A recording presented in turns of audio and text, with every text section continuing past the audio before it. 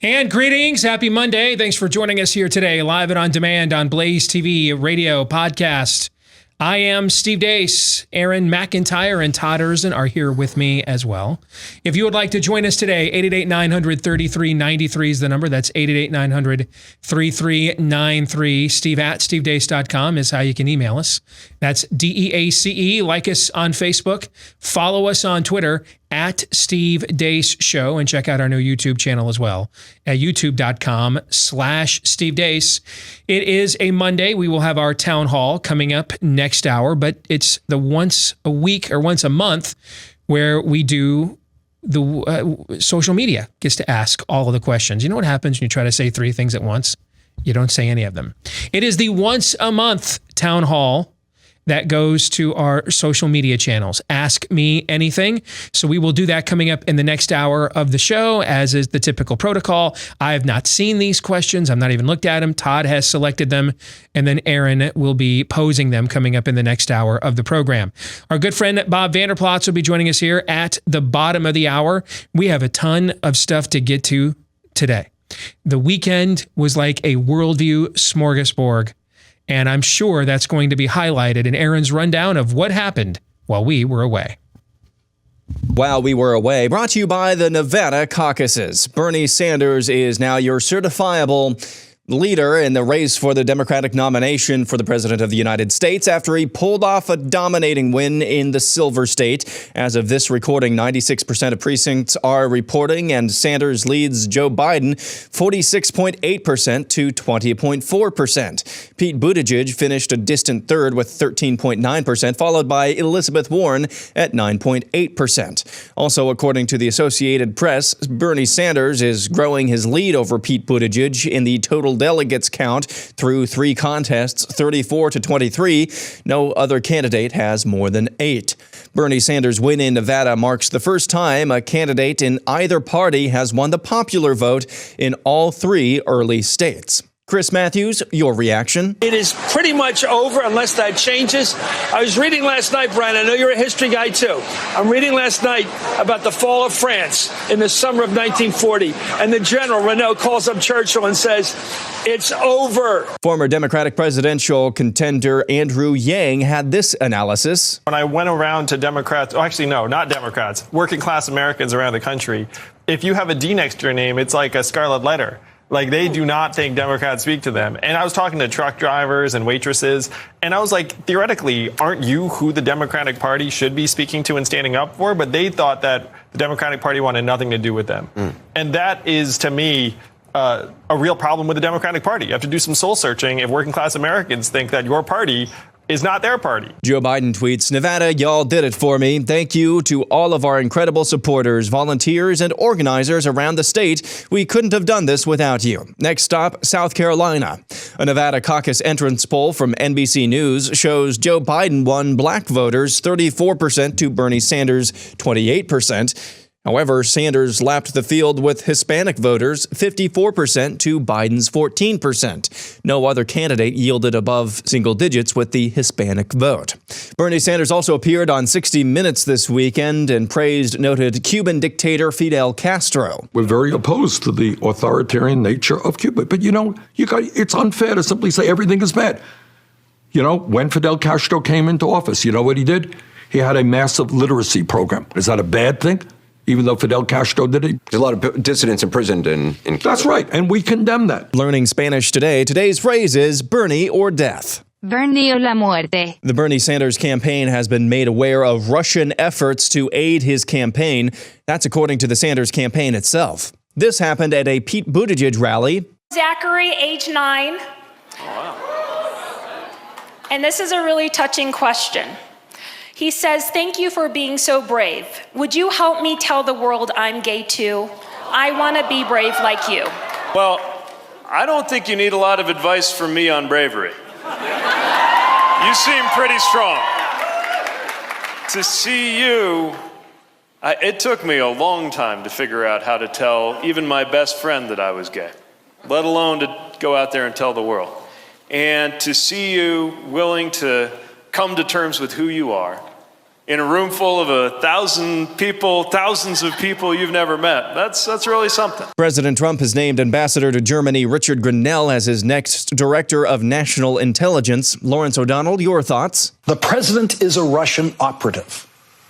That sounds like the description of a bad Hollywood screenplay, but it is real. And it's one of those breaking news situations that suddenly makes recent news make more sense, like the recent news that Donald Trump has outdone himself by appointing one of the most ridiculous, incompetent stooges in the Trump administration to be nothing less than the acting director of national intelligence. Moving on, a professor at Shawnee State University in Ohio told a student there recently that he would not be using that student's preferred pronouns due to his religious beliefs. After the student filed a complaint with the university and the university sided with the student, the professor, Nicholas Merriweather, sued with the help of Alliance Defending Freedom. In court, a jury rejected the professor's religious objections and sided with the college. Essentially, this means the professor will have to start calling he a she or lose his job. Across the pond, Dawn Butler is a member of parliament. She had this exchange recently with ITV's Good Morning Britain. When a child is born, they are identified and observed in a particular sex, aren't they? The child is born without sex, and the child is formed without sex in the beginning, but any... Wait, what? The child is born without sex, and the child is formed without sex in the beginning, but any... I don't hold these opinions. I'm just wondering why the Labour Party has decided that it's not possible to have a discussion about them, and you're closing the discussion down. No, we haven't decided that you can't have a discussion about it. We're saying that you can have a discussion about it, but the Labour Party should and must be a safe space. Yes, of course. So you cannot have dog whistle transphobia. Pop sensation Justin Bieber opened up about his faith recently. I believed in Jesus, but I never really when it says following Jesus is actually turning away from sin. And so there's no, what it talks about in the Bible, it's like there's no obedience. There's no faith without obedience. So it's like I had faith about I believe Jesus died on the cross for me, but I never really implemented it into my life. I never was I'm going to be obedient. And that's what happened while we were away. Aaron's montage brought to you by our dog Cap's new obsession, Ruff Greens VitaSmart, which is a supplement now. It's for your dog. It's a supplement, though, not a dog food. Why? Because a lot of the foods we feed our dogs are dead foods, just like the foods that are fed to us. And for the same exact reason, so they can have a longer shelf life for mass consumption. And that requires those probiotics, prebiotics, enzymes, microbacteria, vitamins, a lot of those things, those nutrients that we need stripped out in order to keep that food, quote unquote, fresher for longer. And that's where Ruff Greens VitaSmart comes in. It puts those things back in. And you can mix it with your dog's food or your dog's water, whichever they prefer. Our dog Cap prefers it either way. He's fine with it either way because this must taste very good too, because he woofs this stuff down every morning when it's in his dish. All right, so take Cap's word for it. It will make your dog's food even better. If you want to see your dog thrive again, just go to ruffgreens.com/blaze. That's RUFF. Ruffgreens.com/blaze. Again, ruffgreens.com/blaze, or give them a call at 833-MY-DOG-33. That spells out to 833-693-6433. Well, is there some stuff to get to in this montage? We're going to table the conversation with Pete Buttigieg committing what I believe is a form of child abuse as a presidential candidate. We're gonna table that and discuss it in the overtime today for our Blaze TV subscribers. If you're not yet a Blaze TV subscriber, blazetv.com/Deace is how you can subscribe right now at a discounted rate if you go there. If you are a Blaze TV subscriber, good news for you. Just go to that website later today. It'll be uploaded there for you. Also, keep in mind, we have transitioned now to a new platform to host Blaze TV. So if you're getting messages about resetting your password and stuff like that, that's not a shadow ban, at least not yet. That's just part of moving to a new platform. And my understanding is if you get the Blaze TV app on Android, it's not yet been updated in the Google Play Store, and that's up to Google whenever they get around to updating that. But until then, blazetv.com is where you can go and watch all of our shows right now. And there's several new functionalities on there I think you're going to find are pretty cool about the new Blaze TV website as well. All right. So let's get to it, shall we?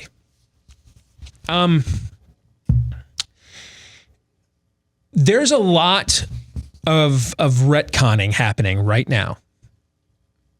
And it's very similar to what we saw with Donald Trump in 2016. And there's a lot of people right now that want to pretend. And I don't, I've been on a panel with Chris Matthews one time. I don't know him at all. No, actually, we weren't on a panel. I was on the panel after he was on, asked to comment on what he said. So I've never had any direct interaction with him ever. I don't know several of the people that are attempting this right now. But it's the same lie. And I want to make sure we don't buy into this, because I'm seeing some people in conservative media do this too. It's the same lie that was told about the ascendancy of Donald Trump. And that lie is this. Everything was fine here. We're all fine here until this guy showed up. And this guy, he just broke everything. Everything's broken now. Donald Trump did not break anything. As I break down in my book, Truth Bombs, he is neither the problem nor the solution to America's political paradigm. He is the symptom of it. He is the result of it. He is the kind of figure individuals usually, and large groups of individuals usually turn to when they come to conclusions like what Andrew Yang was communicating in that video. You don't care about me. And you don't. For many, many years, a lot of working class folks were willing to make a Faustian bargain to vote for all kinds of cultural rot gut, like help my 9-year-old son come out, and gender reassignment surgery. That's how those are its latest manifestations. But for many years, a lot of folks in working class America were willing to vote for stuff they would never permit to happen in their own home. For a job on an assembly line, at an auto plant, at a union shop, for a job in a mine. And they voted for it for many, many years. Values they would never permit to be taught in their own home, they voted for them because of an economic calculation. But in this decade, the Democratic Party has said, I'm altering the deal, Lando. We're going to alter the deal here. Pray we do not alter it any further. And here is the new deal. You now vote for the cultural rot gut and lose your job. That's the deal now. Because we have to shut down the mines and because of fossil fuels, and we can't do fracking because of what the temperature will be, we think, 500 years from now, if not later. So your jobs have to go.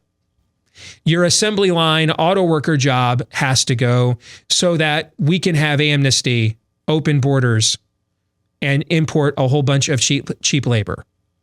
They altered the terms of the deal. Working class America was perfectly fine, unfortunately, signing up for all forms of total depravity in order to get a guaranteed paycheck. But the Democratic Party, of its own volition, chose to alter those terms and say, we're going to take the jobs off the table too. And you just have to sign up for the Soviet Union. That's the deal. They said to those voters what they say to conservatives. The offer is you slit your throat or we slit it for you. And working class America said, there's nothing there for me. Now you have forced me into a position now. You've turned me into a rebel. Lando, I'm Lando Calrissian. I tried cutting a deal with you. I was fine cutting a deal. Had to keep Bespin open here. Had to make the trains run. Got bills to pay. I was fine cutting this deal. But then you told me I couldn't have that now either. So I have no alternative but to join the Rebel Alliance now. And that's what Andrew Yang is addressing there. I would guess the median income in that room with Pete Buttigieg telling a 9-year-old to be brave, who's at least 2 years away from the hormones that dictate desire and sexuality ever even emerging. He's at least 2 years away from that in the first place, at least, and I'm being kind, at least 2 years away, if not 3 or 4. I'm guessing the median income, let me put it this way, I don't think there's too many people, I don't think there's too many truck drivers sitting in that room applauding Pete Buttigieg. I don't. I'd guess the vast majority of those people have a 4-year college degree. The vast majority of them live in a multi-6-figure home in the suburbs somewhere. I'd be willing to put good money on it, as a matter of fact. That's the new offer. And that's why Andrew Yang that's what he was communicating. These people think we hate them. Well, you do. The Democratic Party has hated these people for many, many years. It was just willing to put up with them to get electoral hegemony. But now it's tired of doing that. And along those lines, Bernie Sanders enters into the fray. Bernie Sanders hasn't hijacked anything. Bernie Sanders is the fulfillment of everything. Let me say that again. Bernie Sanders hasn't hijacked anything. Bernie Sanders is the fulfillment of everything. Donald Trump is the kind of person people turn to when they figure out that the system hates them. So let me go get my own provocateur. Let me go get my own human form of skullduggery to negotiate on my behalf, to leverage the system on my behalf. Bernie Sanders is where people turn to get the ultimate wish fulfillment of what's been offered to them piecemeal for decades. It's ironic. I woke up this morning to seeing a slew of people in conservative media, my Twitter timeline, trashing Bernie Sanders over his new free childcare program. And here's a story from the Christian Post. Evangelical group lobbies the government for paid family medical leave, paid daycare. What is that? Free childcare. That's what it is. What Bernie Sanders is advocating, we have been voting for and doing piecemeal my entire life. And I'm going to turn 47 years old in July. All my life we've been doing this piecemeal. All of my life. All Bernie Sanders is doing is saying, dude, it's time to round third and head for home. That's it. The dirty little secret here is Bernie Sanders is not unelectable this fall unless the economy tanks because of where he's at in policies, but because of his persona. He's an uninspiring, unlikable Soviet.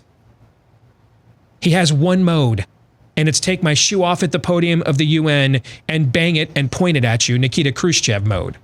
He's a Nikita Khrushchev caricature. He's every Soviet premier ever. That's why he's unelectable, unless the economy tanks. But the arguments we're making about what's affordable, what things cost, those will be very effective arguments in this election cycle. And maybe if you're lucky, the next one. But a time is soon coming and may arrive sooner than you believe when it will be an irrelevant argument. When the generation that is now heading off to Afghanistan, where their fathers served, and we are literally just flushing money down a sand hole. We're the generation that has watched the Republican Party unable to come up with any true, real healthcare reform because it's in the grips of the health insurance companies that don't really want competition and lower cost either. Because it's really in the grip of corporatism. That's the Republican Party's answer to socialism is corporatism. Well, many of the same impulses that saw people say, I'll just go with Donald Trump then, screw you, are what's causing people right now to say, I'll just go with Bernie Sanders then, screw you, you don't care about me. Bernie Sanders' base consists primarily of three people. I didn't say exclusively, okay? But primarily, Bernie Sanders' base consists of three people.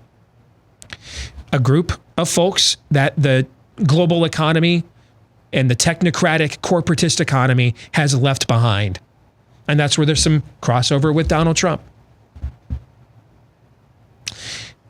The second group, young people, Aaron's millennial generation, who are buying into this because it's the religion they were given, the religion of state that they were taught, and you paid to have subsidized, as did I, and are paying for now. This is an evangelistic effort. This is utopian in scheme and desire and in outcome. This is how we achieve this. They are the ones that are not turning to Bernie Sanders because they see bread lines out in St. Petersburg Square like it's 1960. But because for the same reason you went to a Billy Graham crusade. This is revival. This is religion to them. This is Aaron's generation's religion is this. Statism, utopianism, egalitarianism. That's what Bernie promises. And then the third are Hispanics. I don't agree with the Daily Wire headline today that Bernie Sanders' comments on Cuba will kill him with Latinos. I don't agree with that at all. It'll kill him in Florida with Cuban Latinos, but Cuban Latinos in Florida are vastly different than Latinos nationwide, which is why Republicans do better with Latino voters in Florida than they do nationwide. Because a lot of those Latinos in Florida are Cuban immigrants or families that still have a memory of what life was like under Fidel Castro. Like Ted Cruz, for example, although he's a senator from Texas. His father escaped, and his aunt escaped that era. But Latinos nationwide, they come from a region of the world where the Christian church, just like in America, the Christian church has been infested with a false teaching called the prosperity gospel. And I'm using the word infested on purpose. It's an infestation. It's a heresy. It's a scam. Well, in Latin America, they have been imbued with really the same thing, but the other side of the coin. Liberation theology is what it's called.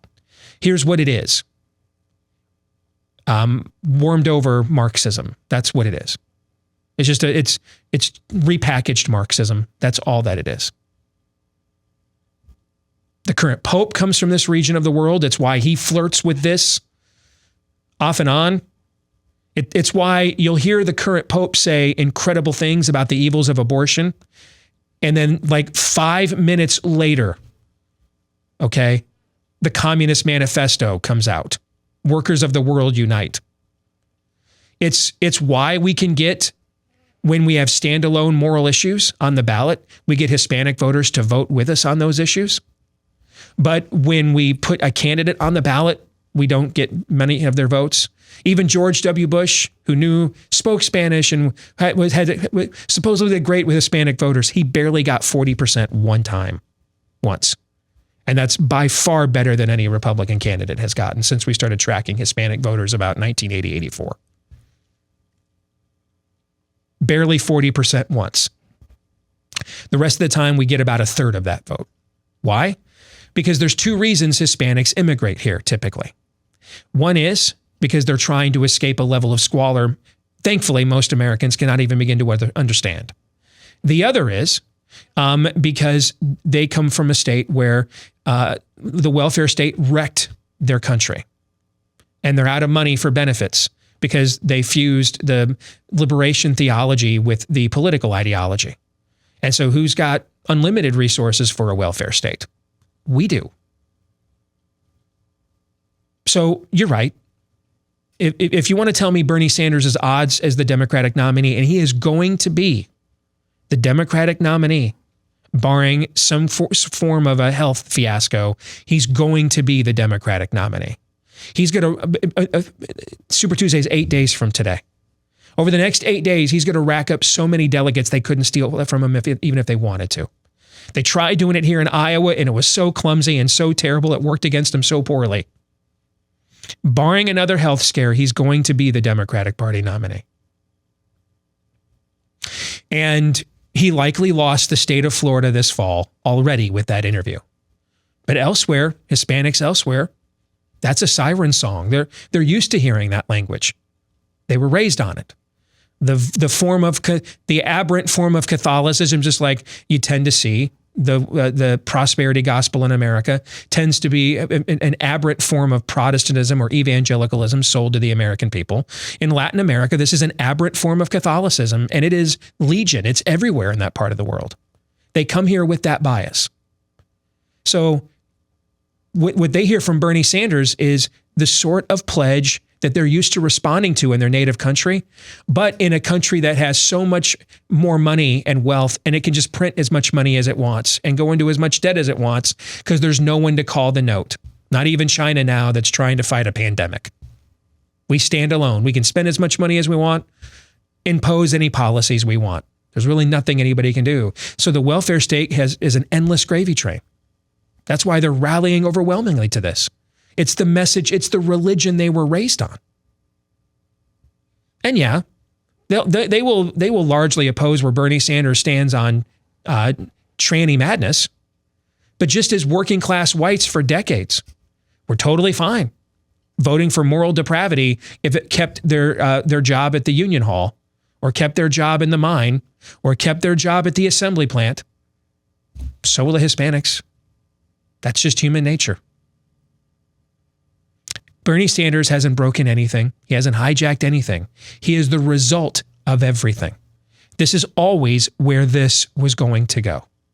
Always. And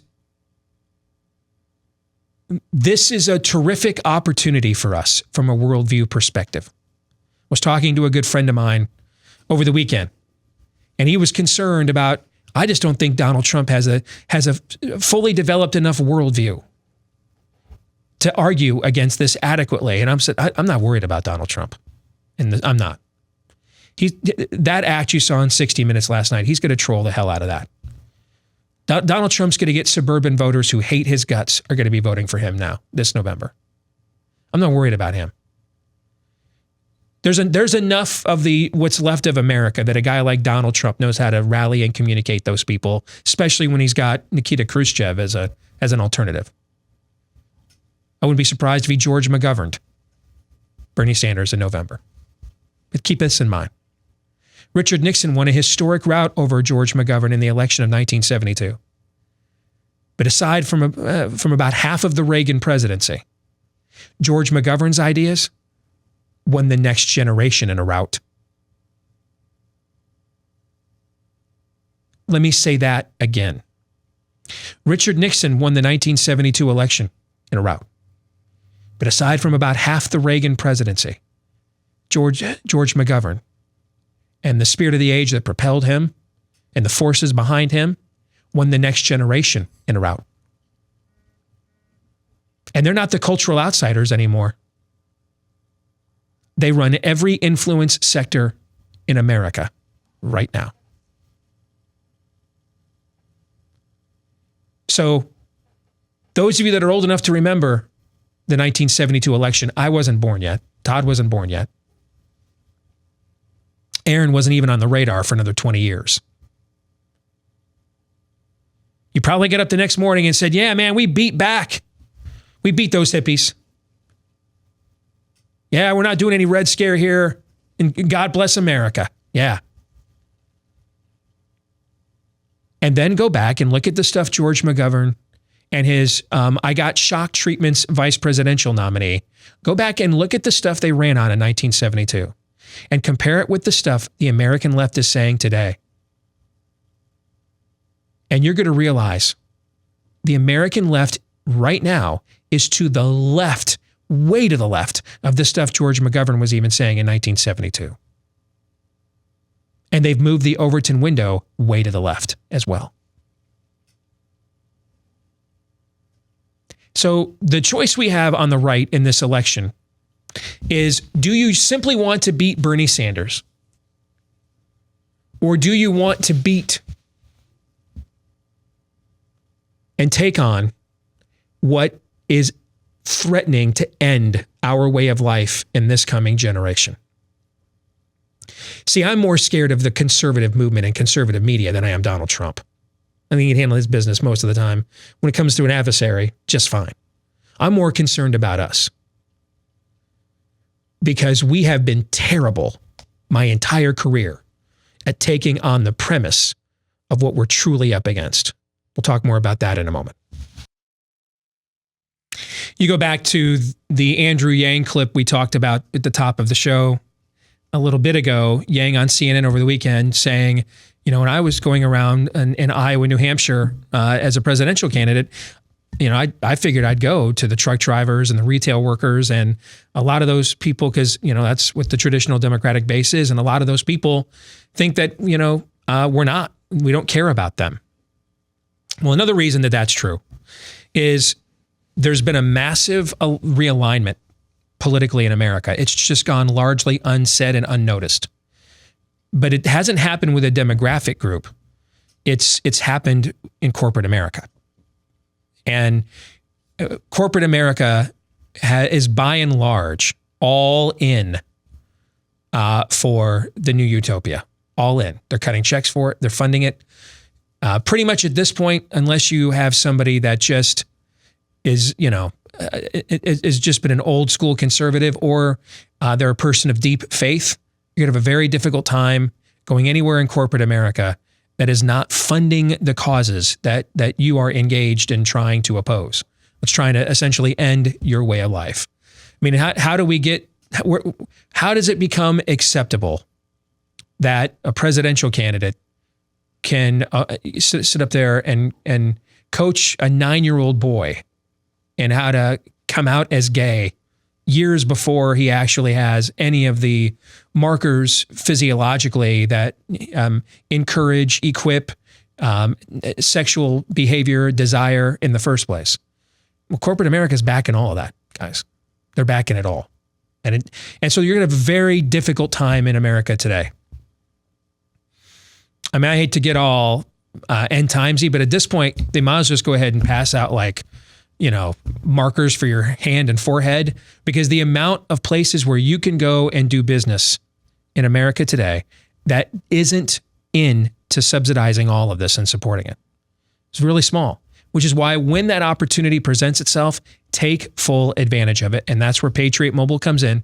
It's the only conservative, veteran-led mobile phone company. With plans starting as low as $25 a month, Patriot Mobile offers the same unlimited texting, that plans that you get from everybody else, with the same reliable nationwide service as well, except they don't stick you with those hidden fees that some of the bigwigs try to get away with.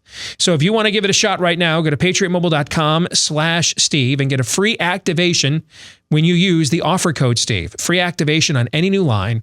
When you go to patriotmobile.com/Steve, use the offer code Steve. They'll throw in a free gift as well. But take advantage of that free activation on any new line, or you can give them a call on their U.S.-based customer service line at 972-PATRIOT.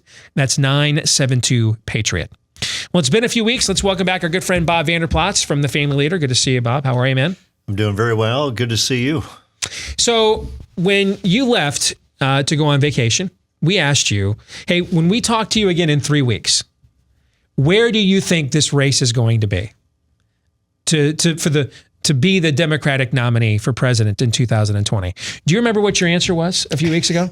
Well, first of all, I don't think it was a few weeks, because didn't we Skype a couple of weeks? So this is... You're right, but the last time you were here in studio. Yeah. Because we weren't sure we were going to be able to connect that way.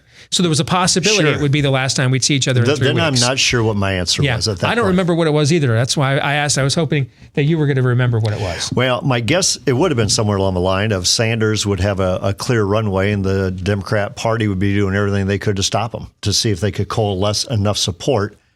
We were just heading into the Iowa caucuses at that point, our last show.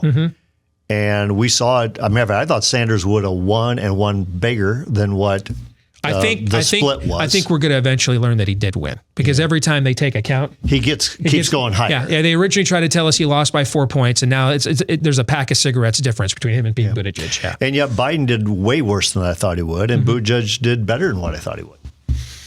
So we have New Hampshire. And Bernie did win there. Was not as impressive as a win, though. But a win's a win. But a win is a win. Buttigieg overperformed his polling. But while you were gone, we were sitting here, on the three of us, trying to look at the map ahead and figure out where anybody else wins. And we were really struggling. We couldn't come up with, what was it? I think 14 total states: Nevada, South Carolina, and then the 12 on Super Tuesday. We looked at 14 states over the next 2 weeks.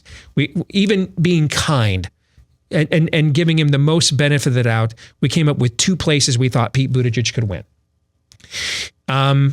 We thought there might be, again, being kind, and this was, I don't buy the Michael Bloomberg thing, and never did, and I certainly don't after what we've seen over the last week. Okay, we thought maybe there was 2 or 3 places that Joe Biden could outright win.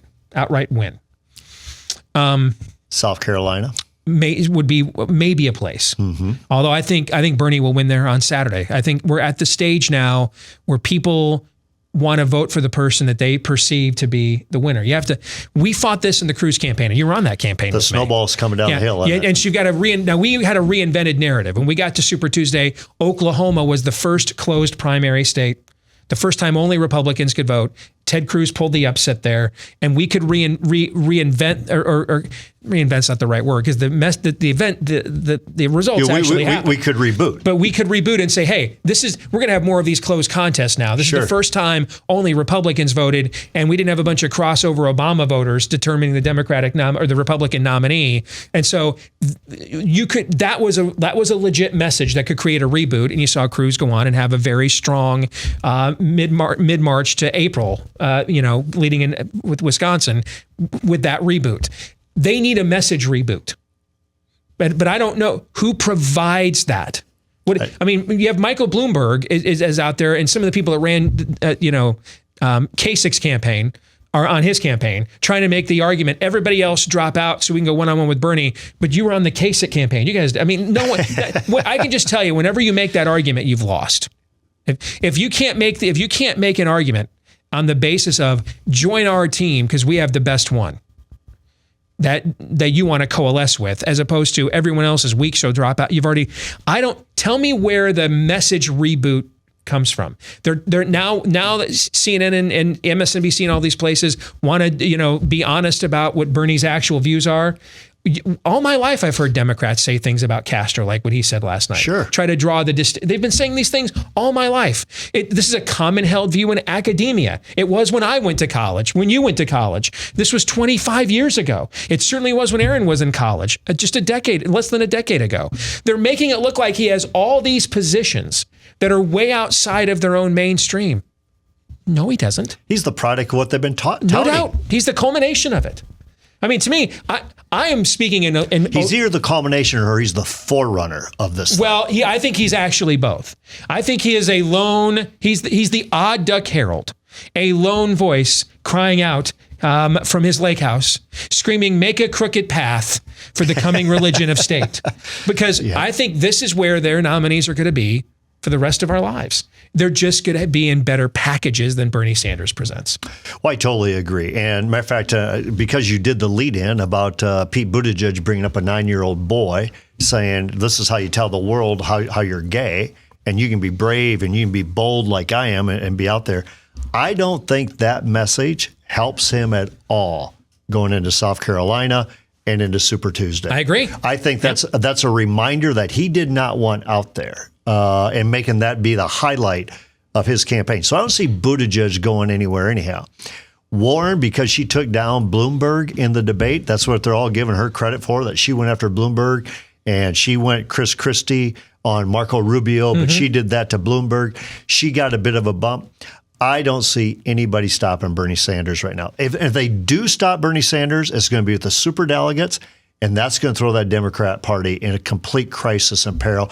I don't think they have the guts to even stop him with the superdelegates. Yeah, the superdelegates are defanged. And this was done as a result of what they did to him in 2016. So they don't have a say until you get to like the second round of voting at a convention. So they don't have the ability to do this now. And let's say Sanders comes into Milwaukee with 1,600, 1,700 delegates. All right, so he's about 300-400 short of winning officially, but no one else is within like 1,000. He's your nominee. He's your nominee because those folks are going to see, they're going to look out on that convention floor and they're going to see all of those Bernie Sanders people. They're going to see all of those young people and all those Hispanics, and they're going to look there and say, that's the future of our party. I'm not going to get caught on the wrong side of history here so that I'm excommunicated and out of this thing for good. They're not going to do that. So they've got, and this I think will be a fascinating thing with the black vote in South Carolina. You have Jim Clyburn, who's one of the highest ranking Democrats in the House. There's word today that he's going to endorse likely Biden, trying to create a firewall for Joe Biden between now and the South Carolina primary on Saturday. Here's the problem with that, though. Bernie Sanders just got 28% of the black vote in Nevada. It's not like it's like it's not like he has no cachet with that demographic he did at all. well with the black vote. He did well with the Hispanic vote. He dominated the Hispanic vote. And that's where I want to go with you, is the worldview side of this. I started talking about this with our audience, that a lot of the sorts of things that me and a few others have been trying to get whatever is the conservative movement and conservative media to address, but doesn't always make for the easiest clickbaity headline or story. But this is where we have to make a decision. Do we want to make money, or do we want to preserve a country? All right, because you might make some money doing things a certain way in the interim, but from a worldview standpoint, all of the things that the right in America has ignored for decades. What was going on in the government schools? What was going on at the universities? All of the indoctrination there. Let's just focus on the economy. Yep. All of the things that people like you and I were told, can't talk about any of those things, don't win any elections, nobody cares about. We're at the point now that all of these things are now here. You're learning why the Reagan amnesty in 1986 wrecked the state of California, which went from a reliable Republican state to a place where a Republican presidential candidate is lucky if he gets 40% statewide. No reason to even go there. There's no reason. Same thing will happen if the Republicans do another mass amnesty, which they're talking about right now, by the way. If they do another one, Texas will go next. Same exact demographics, same exact reasons. And if you turn Texas blue, that's checkmate from an electoral college perspective. All right. Because the worldview that Hispanic voters, unless they are Cuban dissidents, that's why Republicans always do better amongst Hispanics in Florida compared to the rest of the country. All right. Unless they're Cuban dissidents. Everywhere else, they have come from a region of the world, just like Christianity has been infested with the prosperity gospel heresy in America. It's the opposite heresy that has infested Latin America, liberation theology, which is just warmed over Marxism. This is why they're attracted to Bernie Sanders. The stuff that he is saying is what they have heard in their native country and from the church. It's what they heard in homilies from priests. All of their lives is what Bernie Sanders is saying. They're making a moral decision. And we have tried to avoid all, because we felt like we got to excuse when Donald Trump has paramours and adulterous affairs, and we have to excuse when this Republican John McCain's not really pro-life, and we have to excuse when this Republican's first lady George W. Bush is really pro-gay marriage. Right? We got to come up with all these calculations to win the very next election. And I said something last segment I want to get your take on. In 1972, Richard Nixon won over George McGovern in a rout. And a bunch of traditional America probably got up the next morning, that first Wednesday in November, and thought, we beat back those hippies. We sent them a message, right? Who won the next 40 years, Bob? The Democrats. George McGovern won the next 40 years in a rout. Except for about half of the Reagan presidency, they won what propelled George McGovern to that nomination won everywhere else in America for the next 5 decades. The same thing, if we're not more honest about what we're up against, the same thing's going to happen here. Donald Trump is going to McGovern him in November. Well, we can't quite have that because there's places where Trump can't win. Mm-hmm. But as much as it's everywhere that is not irrevocably polarized, Trump's going to beat him probably. Okay? But are we going to sit here 20, 30 years from now and realize, dude, you beat Bernie Sanders, but his ideas won the next generation? Because that's exactly what happened with McGovern. But it's not just that you beat Bernie Sanders. If we beat Bernie Sanders, I would not underestimate him. I would not underestimate his movement, his ability to bring in new people and to energize a base. And we know this is going to be a base election. So I'm not near as confident that we can beat Bernie Sanders as a lot of people seem to be. But even if we were to beat Bernie Sanders, guys, we have been fueling this movement in our schools forever. This is going to come to roost. And so if it's not Bernie Sanders, it will be somebody else. And it will be a Congress. There'll be other people carrying that baton. And that's why, Steve, I think what you and I talked about a long time ago, where the Republicans were saying, this is just bread and butter issues. It's kitchen table issues. Mm-hmm. That's where you need to focus the election on. Forget about all these other polarizing issues that divide us and lose us votes. Well, now it's coming home. No, this is a worldview issue. Where Bernie Sanders and his ilk is saying, I want this to be about government is God. Government takes over everything. It's not just healthcare. It's not just the economy. Government is God. Yes. This is a religion he is selling. Without question, This is a religion. People are not signing up with this. This is not, I keep making this analogy. We're not in St. Petersburg Square in 1916 where there are bread lines while the Romanovs are eating high on the hog. We are the wealthiest middle class. Hell, we're the wealthiest poverty class in the history of human civilization. They're signing up for this because it's a religion, because it's offering them utopia, deliverance, salvation. That's what is being peddled here. If we merely see this as an aberrant, alternative, opposing, defeated economic theory, you've already lost this next generation. And that's where they kept the message the entire time. This is on an economic theory. It is not an economic theory. It's a worldview clash is what this is. And we're seeing this come to fruition right now. And so that's why you take a look at America today. We've never had it better. We've never had it more prosperous in our entire life. And not only the wealthiest, whether it's whatever class you want to take a look at, we're also the most generous. You take a look at any other economy in the world, we're the most generous. And yet we want to change everything. And the reason we want to change everything, because it does not match up with our religion. That's why this is a worldview issue. I think it needs to be addressed on a worldview issue. And the church, quite frankly, needs to be awakened in this process. How confident are you? How confident are you that you're going to see that this year? I'm not so sure we're going to see it this year because everybody's caught up into the immediate. And the immediate is either we need to re-elect Trump or we need to defeat Trump. That's the immediate. Well, here's the thing. And churches don't want to touch that. Sanders is going to make existential arguments all campaign. Sure he is. Because that's what he's about. He's going to make those kinds of foundational arguments. And this is, again, where it will likely, I'm much more confident because I don't see too many places on a map that he reverses with the practical outcomes of his policies. Okay, but we're approaching a generation that doesn't want any fracking or fossil fuels either. And so the practical consequences of his arguments are going to become irrelevant in the next few years.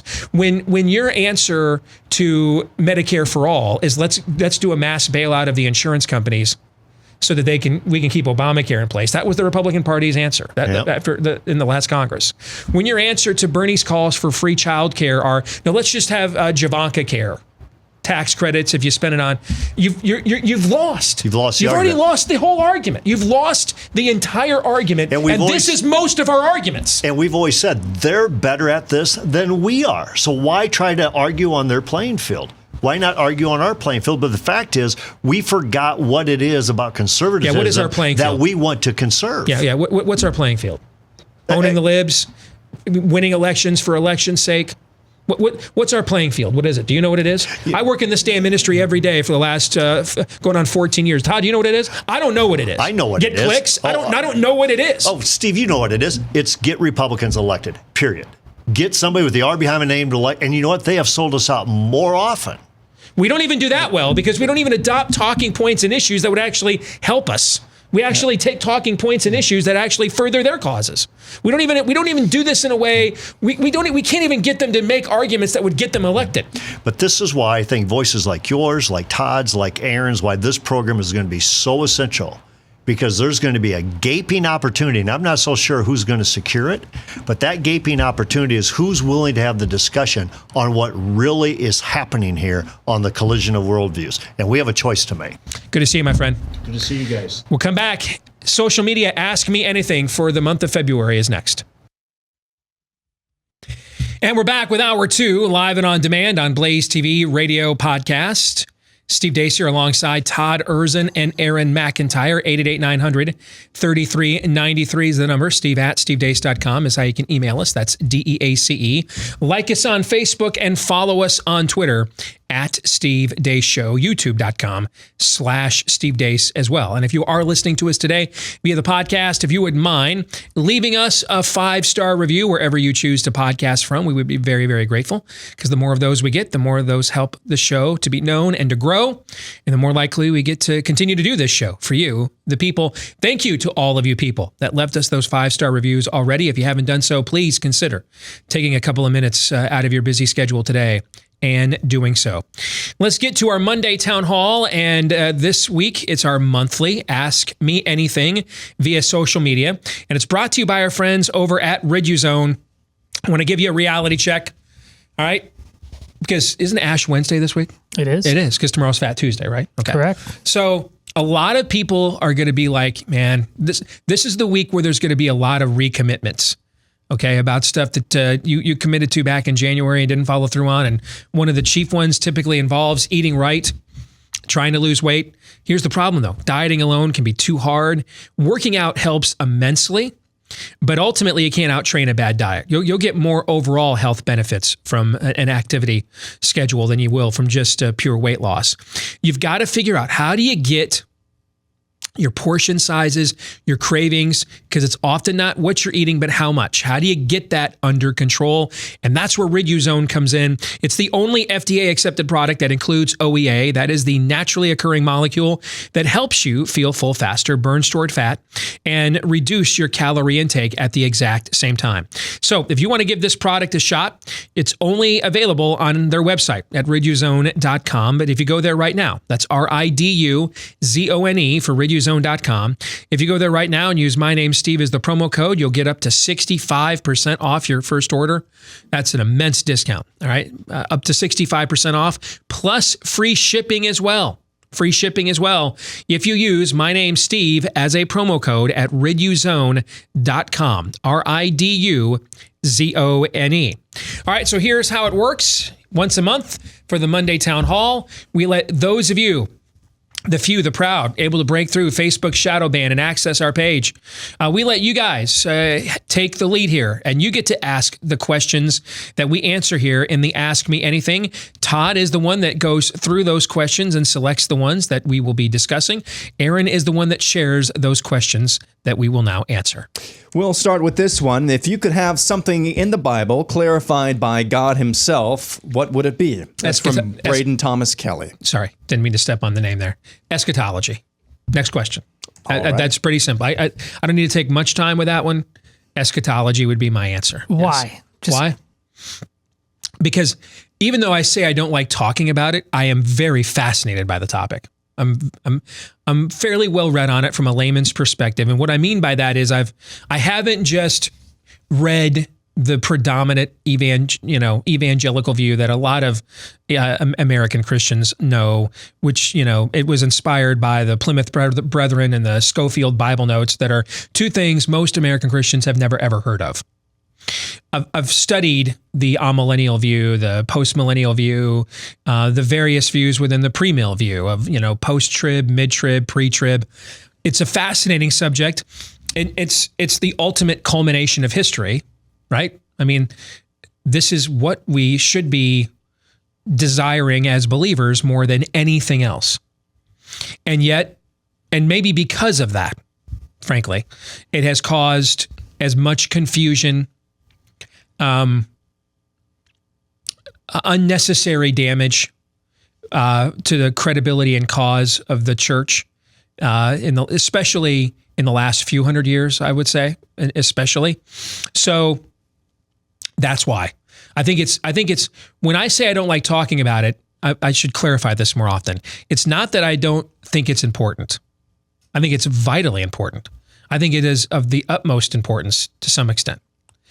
But most of us struggle with any thought process on this outside of the particular version that we are emotionally attached to, that we were taught, we were sold. I would venture among Christians of a Protestant variety that are listening here today or watching today, that I would say it's 90%. Couldn't tell you what the amillennial viewpoint was. And I would say it's 98.5% couldn't tell you what a postmillennial viewpoint was.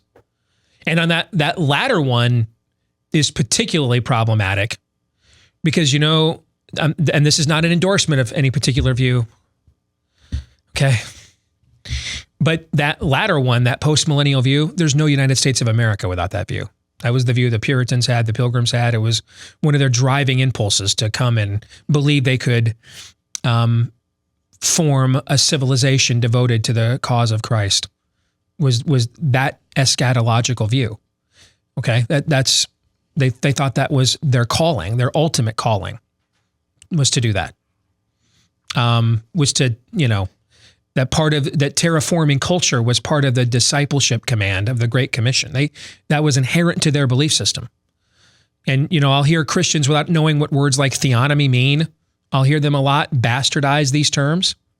And if I thought the post-millennial full preterist viewpoint was 100%, do I struggle when I come up with something certain to communicate that to you? Have you noticed that you've known me for almost 20 years now, right? Correct. It's been at least it'll be 16 years now that we've known each other.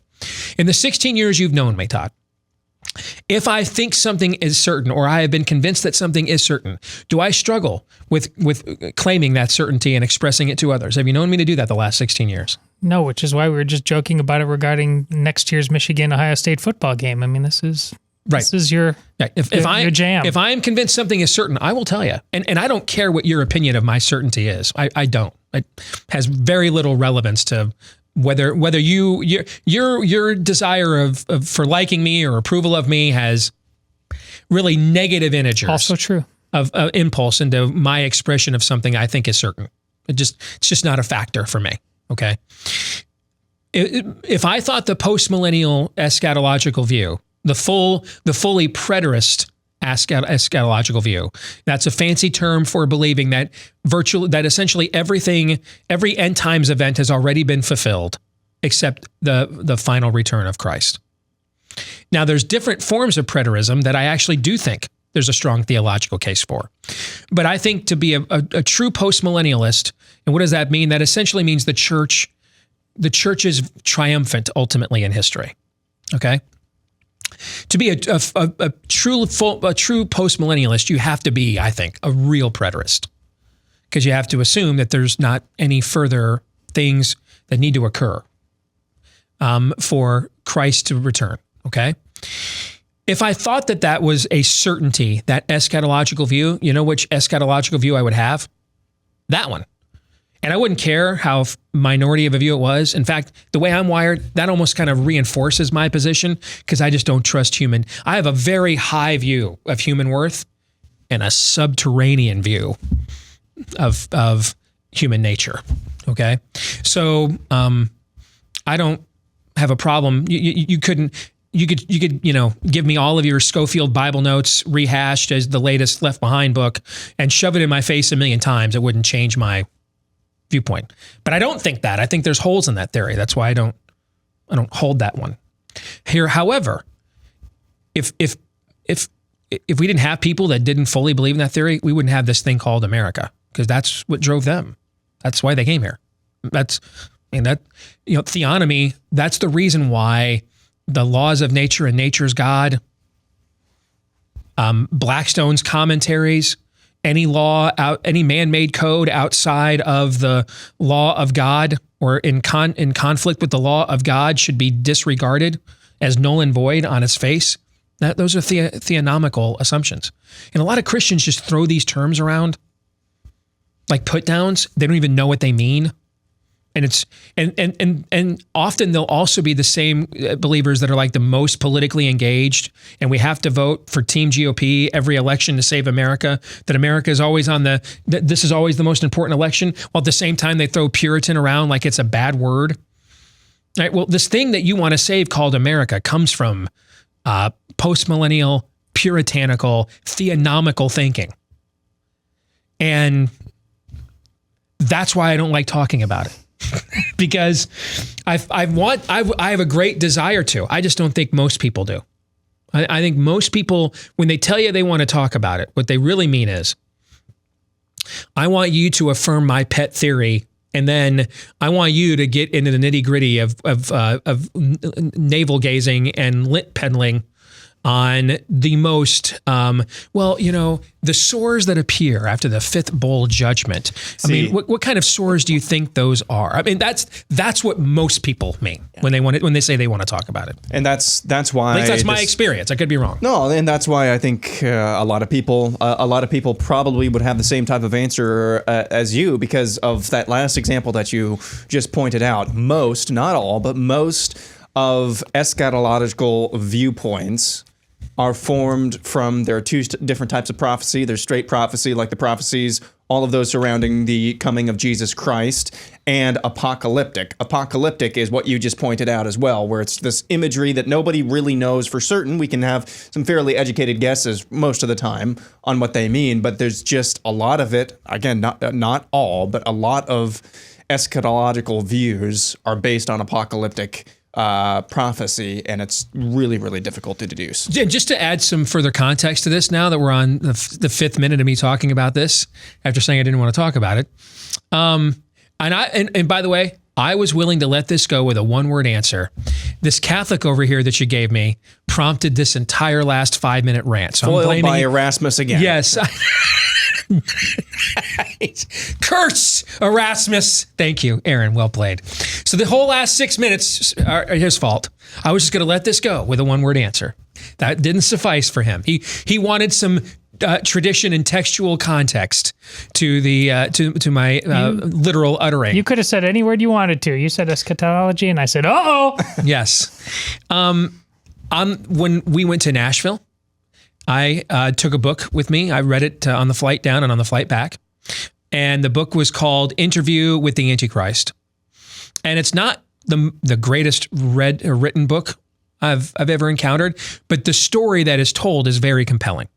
And it's told from it's kind of a takeoff of Interview with the Vampire, where a guy gets to interview this vampire Louis about his life experiences. In this case, you're reading the utterances of the guy that gets to interview the Antichrist, and he gets to interview him as he rises to power, okay, as he takes power while he's in power, and it ends with the next day is the showdown at Megiddo is the next day, and that's where the book ends.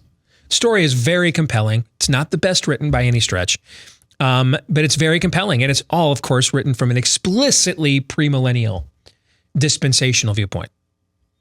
And again, if I thought that one had certainty, which position do you think I would hold? Premill. With that one. So I enjoyed the book immensely. It was mailed to me to sample. I read it all the way through. I read it on the flight there, enjoyed it quite a bit. So I'm really interested in this topic and have been. I've read every Left Behind book at least twice, all of them. I've read the nonfiction companions. It's a topic I'm very fascinated with. And I wouldn't even ask, you know what? I wouldn't even ask the Lord, I know Jesus said no man knows the date or the date or the hour. I don't even need specifics. Like, just which theory. I don't need you to fill in the blanks, dot all the I's. Which of these theories is the orthodox one? And here's why here's why. Because I should answer this too. Here's why. Because I think which of those eschatological views you have goes a long way in motivating how you engage the culture around you and the expectations you put on your ability to influence others with your faith. If you have a view that this world is getting worse no matter what the church does, that obviously we've talked about this before, right? Mm-hmm. There will be practical consequences to that. You may look at that really stubbornly resistant person in your family or your neighborhood and think, well, it's going to be a great falling away, as opposed to being persistent with that person. You know what I'm saying? Yeah, totally. Especially if you're involved in political activism, which is my mission field. That's my vocation. I mean, if things get worse no matter what, that's a pretty strong argument for then just voting Team GOP every time against what the left wants, just to hold on to as much as you can for as long as you can. Right? Sure. That makes a lot of sense. That viewpoint does, actually. Okay. If I have an amillennial view, and I think that that this ends with the city of man and the city of God just coincide with one another, competing for the affections of human civilization until Jesus returns. And that's the grand scheme of things. That has an impact on what my expectation level is in certain situations as well. If I have the viewpoint that the church is triumphant in history, boy, does that create a different set of expectations, right? Yeah. That's why I would like to know. I don't. It's not for me to know the layout or specifics of the plan. I wouldn't even dare ask. But boy, if I knew which of these views was the most orthodox, I just think it would make me better at what I'm called to do, and better as a disciple too. That's why I'd want to know. All right, next question. This is from John Myers. He says, our current societal paradox is that our focus is on me and not we. Politicians on both sides pander to our me filter. I see this as starting nearly a century ago with the New Deal programs, with a contemporary or temporary respite of altruism for World War II before turning inward again. This greed has left us walking away from faith and has left us with an empty why in terms of the purpose for our lives. Do you agree? And what would be your recipe for society to regain purpose and altruism in our lives? John, I think that's an excellent question. And I think you're on the money with the chain of events, but I think you've got to go back an era. What we saw in America leading up to the era you're talking about is the infusion of evolutionary thinking in the West. And you have, in the late 19th century, you have the progressives take over the Ivy League schools, particularly Harvard Law School. Natural law is thrown out. Legal positivism, case law is introduced. The idea that the law is an evolving standard. What you saw in some areas of corporate America is we went from the story of an immigrant named Carnegie who becomes an all-time mogul to the American robber baron. The idea that those that are doing quote unquote unskilled labor are beneath me. They're chattel. They live for me. I'm the more evolved species. This is survival of the fittest, natural selection. And I have this wealth because I'm better than you. This all set the stage. The idea that I can run an entire stock market on margin calls and credit. And we're all just kind of good for it here because we're the people. We're the good people. We're the people we've been waiting for. We used to call it in America the Protestant work ethic. Why did we call it that? Well, where did it come from? From those dastardly Pilgrims and Puritans. That's where it came from. So this idea that, I can bet, I don't have a problem putting children to work on my assembly lines for slave labor. And then, I just show up at my Methodist church on Sunday, sing a few hymns, cut them a check, and it's all good. This created the conditions for calamity and covetousness.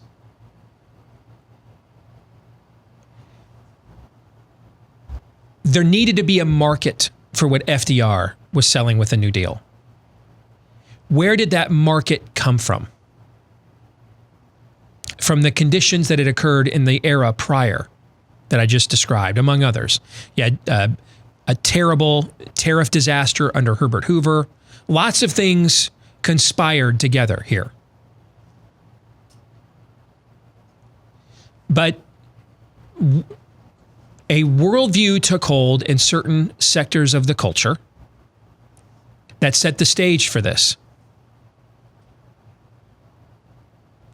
And FDR, if If there was a thriving middle class in America, would people have signed up for the Tennessee Valley Authority and the New Deal? Would they have done so?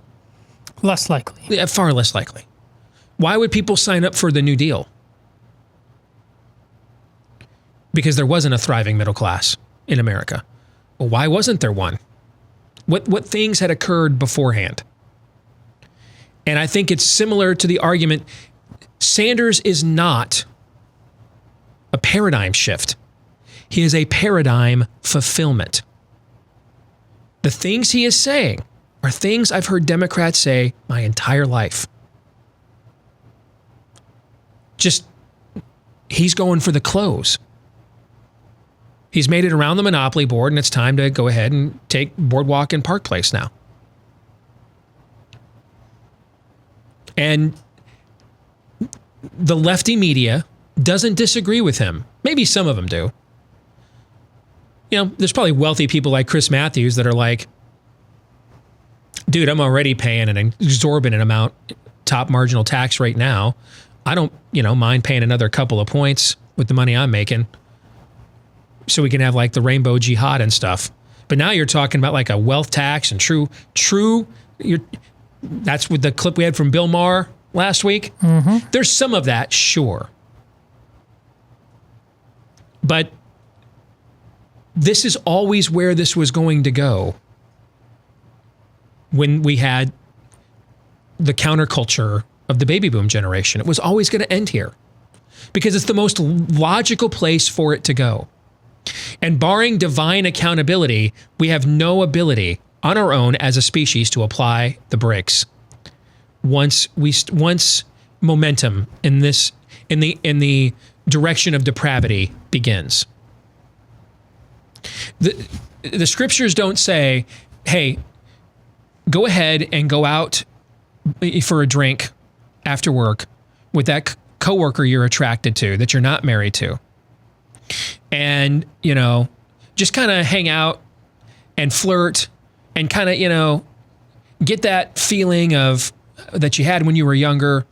And then just, go home to your wife and, is that what it says? No. What does it say? Flee! Run! Why?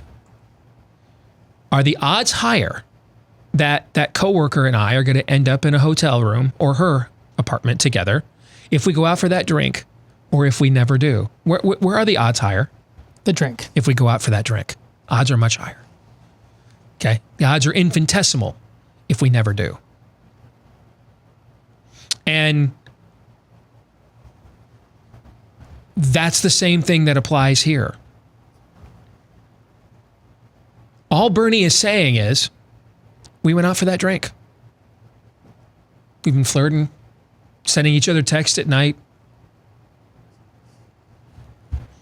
At what point here do we round third and head for home? That's all. That's his whole argument. He's basically writing a country music song, is what you're saying. Yep. This is where it goes. Dude, you want to know who Bernie Sanders is? Conway Twitty, man. Oh. You want a man with a slow hand. You want a lover with an easy touch. That's what's going on here. That's all that's going on here, man. I remember listening to my Nana, listening to that song when I was a kid. And then when I was an adult and I realized what it was about, I was like, Nana! There are subscribers across America right now. Oh, hell no, you did not just do that to my boy. That's all he's doing. Enough is enough. We've exchanged enough pleasantries. It's what we both want. So what are we waiting for? That's what the Bernie Sanders candidacy is. It's the last rung on Maslow's hierarchy. That's it. It's the last step down the rabbit hole. That's it. He didn't make the rabbit hole. He didn't drill it. Didn't dig it. We're already this far gone. Last year, Mike Lee did a video with Javanka that you can keep your money from the government if you spend it the way the government wants. Who makes arguments like this every day? Who? Bernie Sanders does. That's every Bernie Sanders argument. That's every Bernie Sanders argument ever.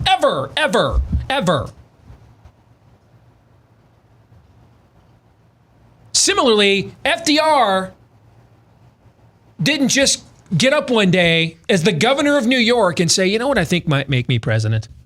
Proto-socialism. Let's try it. No! Conditions had to be created. There had to be a market. Sometimes I wonder if we on the right really understand markets.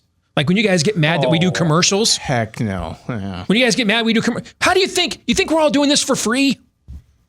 I mean, I wonder if we understand markets on the right sometimes, as much as we claim to worship at the altar of them. A guy, I've told you before, 70% of the time in American history, incumbent presidents win re-election. It's very difficult to beat an incumbent president. How did FDR do it? In a rout. It's even harder to rout an incumbent president. How did FDR do it in a rout over Herbert Hoover? Where did the market come from? That people thought, this is what I want. Where did those conditions emanate?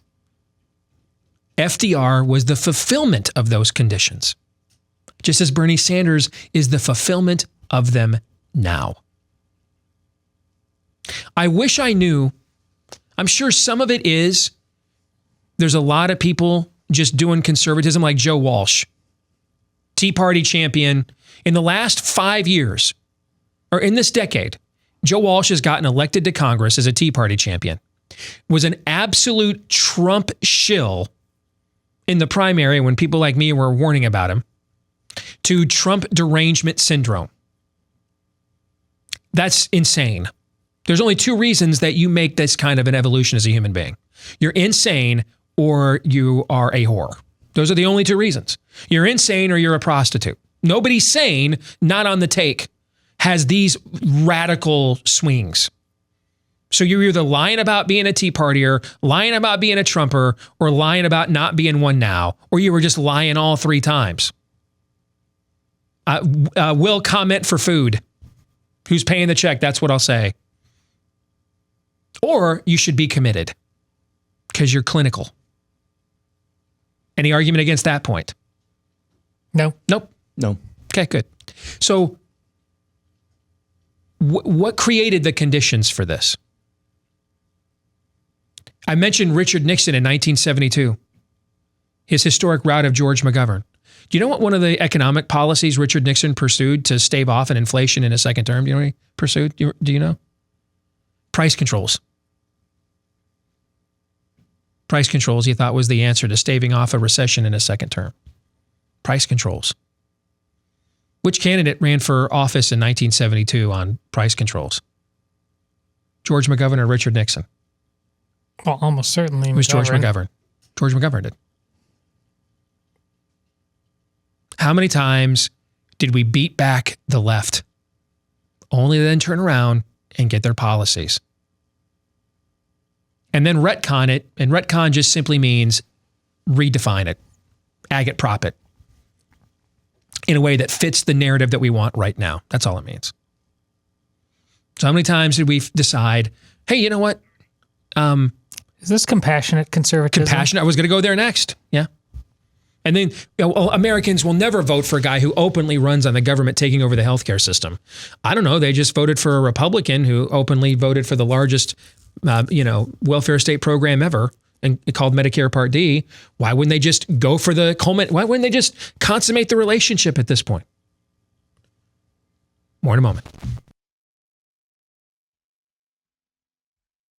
Spring cleaning season will soon be upon us, and we got a nice little preview of that here in the Midwest yesterday. It was like 62 degrees, absolutely gorgeous.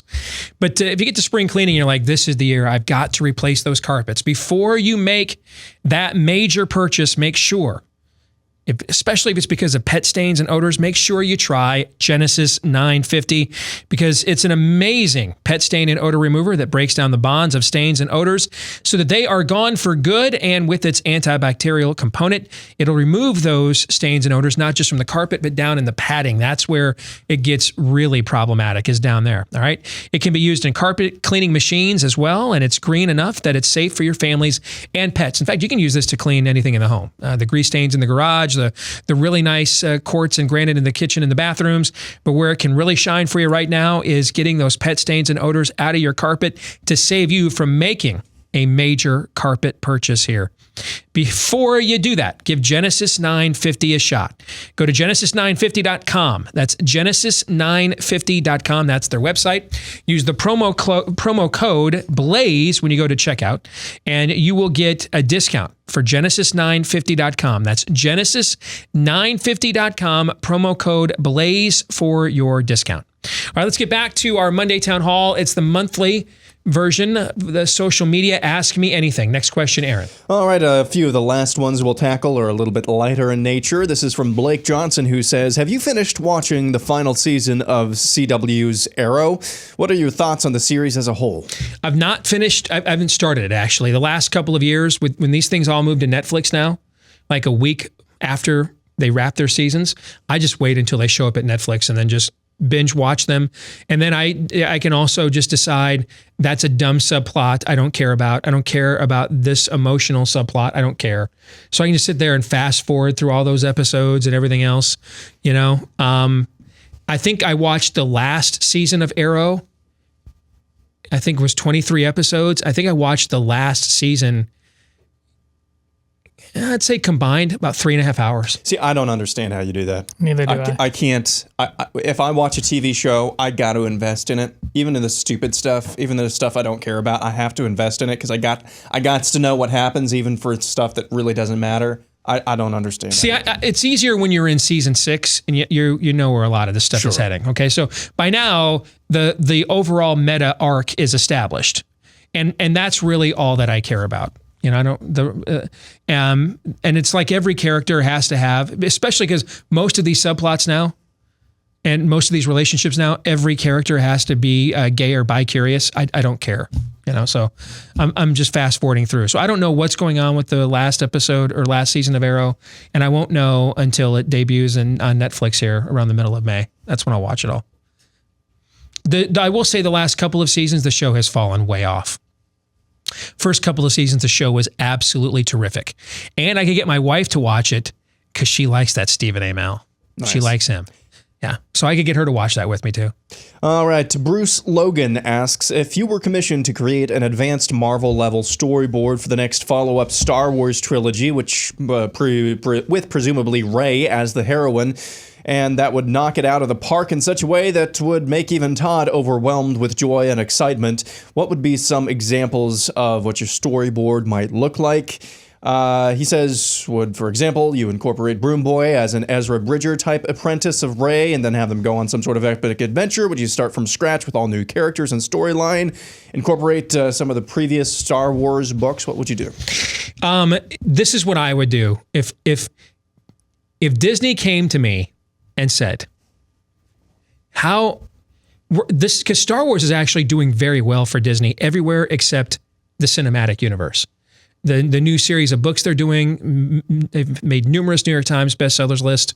Of course, the attractions they've added at Disneyland and Disney World, the animated products have been very, very successful and well-liked. It's the cinematic universe they're struggling with. So here's what I would tell them to do. Not have any characters that have been in any of the Star Wars movies that you have produced, including none of the original people and none of the new characters. That's not to say that I would not have any future for Rey or Poe, because there's elements of those characters that people like, especially Rey, okay, and elements that I like. But I think that this current line of movies has tainted your cinematic brand. And I think that you need a break and something totally new and totally different.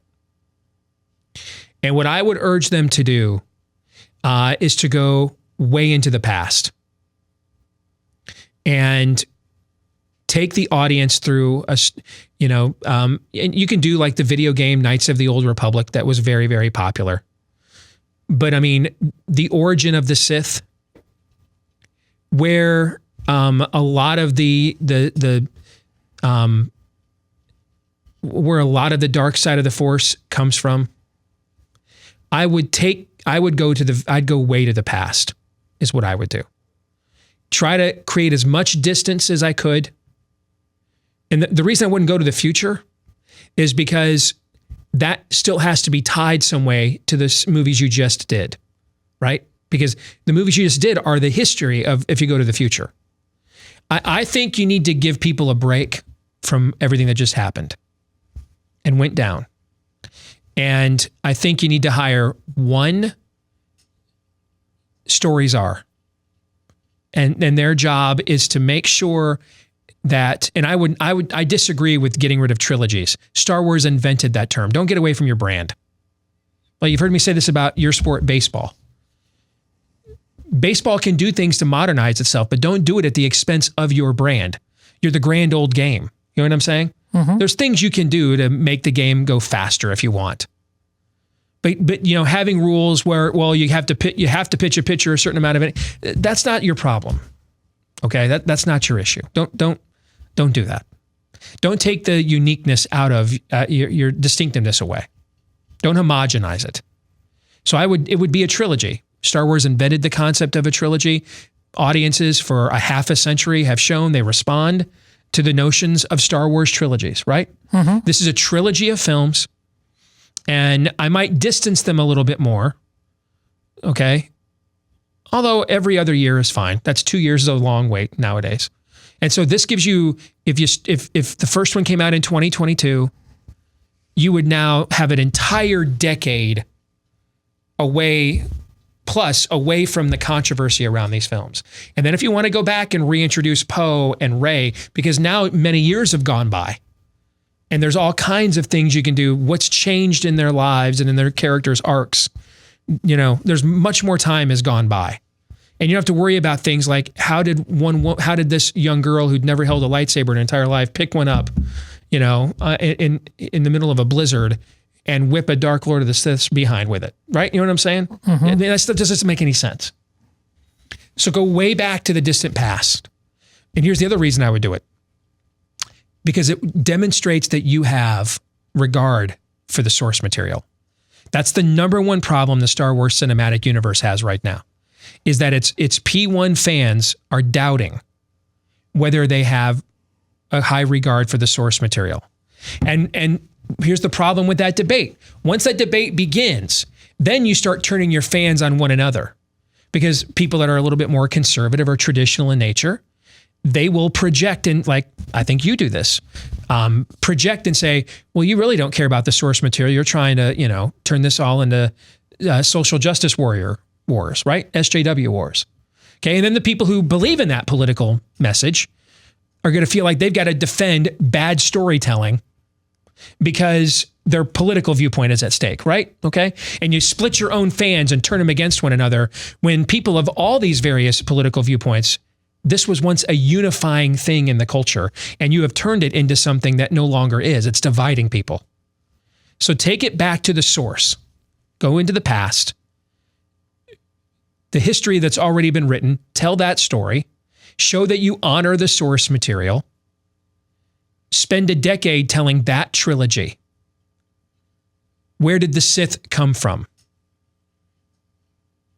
And and that's also a way that you can, since I've used this word now for a fifth time today, you can retcon the ham-fisted way you resurrected the Emperor in the Rise of Skywalker, because you can show what the ultimate endgame of the Sith was, Dominion, that the seeds were planted thousands of years before Palpatine.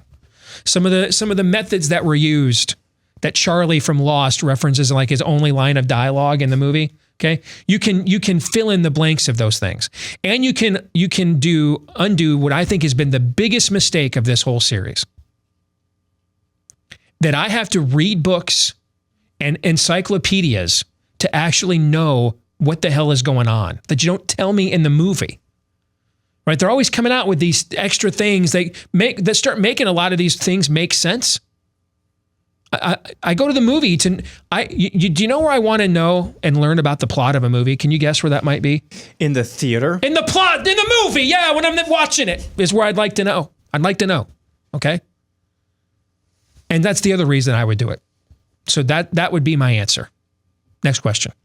All right, this is from Terry Burke O'Mara, who says, today's gospel reading, this was from yesterday, was Matthew 5:38 through 48. I understand that we are required to forgive those who do evil and persecute us. However, the priest in his homily stated we aren't supposed to resist or fight back those who are doing evil to us. His example was St. Stephen, who was stoned to death by the authority of Saul, later Paul, and asked the Lord to forgive his killers. As he was dying, do you believe that this reading means we aren't supposed to resist evil under any circumstances when evil is being done to us? Can I say one thing, since this is my tribe? Yep. This needs to be taken in the most generous way possible. This is a very important question, and the priest may have done something crazy and said something that's totally out in left field, but I answer the question in light of him not just saying it's your duty to simply, take a bullet in the head and have every evildoer mow you down. I want to make that clear. I think it's the spirit of the question that goes way deeper than some at face value. We're just so knee-jerk and tribal. I don't think you would do it, but I first hearing of some people might say, "Oh, you just let the Joker, slit your throat." Let's assume, for the sake of argument, that this was far deeper than that. Well, I've had plenty of Protestants come to me that think a literal, because, sola scriptura, so a literal interpretation of Romans 13 means you just do whatever the government tells you to do. To me, that's the same argument that this priest is making here. And so words mean what the person who wrote them meant them to me. That's what words mean. The person who wrote them meant them to me. Okay? We don't practice reductionism or postmodern deconstructionism in the church.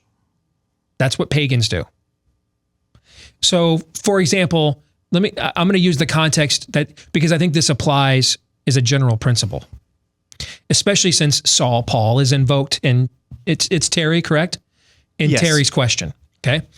So Paul writes in Romans 13 that since there is no authority on earth except that which God has ordained, do everything government tells you to do. If that is your interpretation of what Paul says there, then you have to answer this question. Why was Paul beheaded? Because Paul says in Romans 13 that rulers are a terror to those who do evil, right? Mm-hmm. And so if you do good, you have nothing to fear, right? So if Paul if good is defined by whatever the state says, and if what Paul meant in Romans 13 was to do anything that the state tells you to do, then why was he beheaded? Because if he was doing everything the emperor told him to do, why would there be a cause to behead Paul? Right? Yeah. So he clearly was beheaded because he didn't do everything the emperor told him to do, right? Correct. So that must mean that Romans 13, who wrote those words? Him. Him. So those are Paul's words. So the words mean what the person who wrote them intended for them to mean, because no one else wrote them. He wrote them. So who else would we go to know what something meant other than the person who actually wrote the words themselves, right? Correct. Okay. So Paul clearly didn't mean that you just do whatever government tells you to do, because it was clear that there were some things government told him to do that he didn't do, or told him not to do that he kept doing, and that's why they took his head off his body. And see, we leave out like the next line in there where Paul says, give honor to those whom that honor is due. That's also in Romans 13. So the reason Caesar took Paul's head off is Caesar demanded an honor from Paul that Caesar is not owed. And Caesar says, well, I would like that honor, and give it to me or your head. And Paul said, well, I guess I'll see you on the rack tomorrow, I guess. The answer is no, I'm not doing that. Because I fear the one, not that can destroy my body, but the one that can destroy my body and cast my soul into hell. Now, as to the notion of just sitting there and just taking it, you have to understand the cultural context here. Stephen is a first century Jew. It is illegal for him to own a sword. So like when it's according to some of the Roman traditions at this time, Jews could not be armed because the Romans were constantly fearful of zealot rebellion. So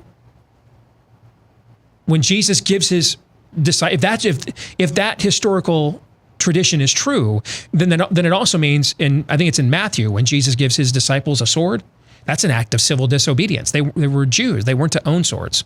They were to be disarmed because they were constantly rebelling against Roman authority. Stephen is unarmed. He is overmatched. What reasonable expectation of self-defense existed here? What reasonable expectation existed? Almost none. Almost none. Did he have his children with him, a wife? Were there people under his charge at this time? Were there? No. He is alone. So there is no one under his charge that he is called to be their protector, right? As a father, as a husband, they're not in the picture here. This circumstance simply isn't a universally applicable one. And secondly, if we're just to sit there and just take it from the world, Jesus stepped between us and the world to take it on our behalf so we could escape hell. Love knows no greater man than this, a man that would lay down his life for his friends. I mean, Christianity is a faith whose genesis is someone who sacrificed themselves on behalf of others. Isn't that what your first responders? Isn't that what your military? Aren't they doing their own variation of that? Their own willingness to lay down their life for others? Does that pastor really mean that if a child predator broke into your parish and right in front of him began molesting the children, that he should have no recourse, and that a Lord who left heaven, left paradise to slum it with sweaty, nasty, bowel movement having humans, and took the eternal bullet on their behalf.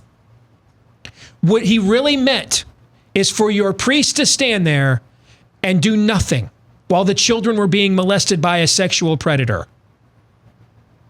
That Lord, who ran to the hottest conflict in the history of the cosmos, right to its epicenter, is preaching that level of passivity to your priest and to you? I don't think so. That's going to do it for today. Is that answer okay? Yeah. Okay. Thanks for all your questions. We'll do it again next month. For the rest of you, have a great day. John 3:17.